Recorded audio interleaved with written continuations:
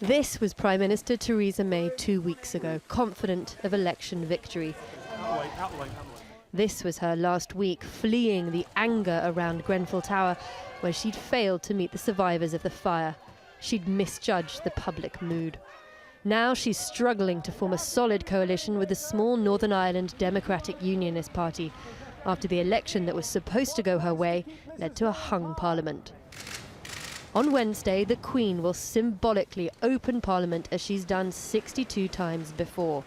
In a speech, she'll lay out the laws that May's government hopes to pass. My lords, pray be seated. Parliament then debate it and put it to a vote. A vote the government must win if it is to govern successfully.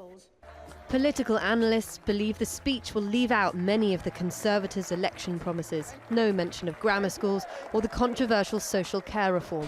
Well, what I think we'll see is a lot of Brexit-related legislation. I think there'll be a trade bill to do with collecting tariffs and our future outside the EU customs union.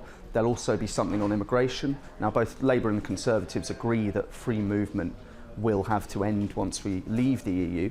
Britain is in the grip of a heatwave and a political crisis. Coupled with 4 hateful attacks on civilians and a grim fire, the public mood is dark. There is anger, there is insecurity. And on Wednesday, protesters plan to march here to disrupt the Queen's speech and shut down London. Not what the overstretched police force need right now.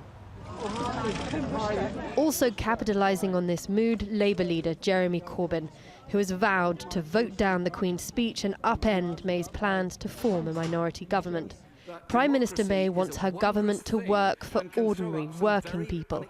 But the widespread view is that her time working as Prime Minister will be counted in months rather than years.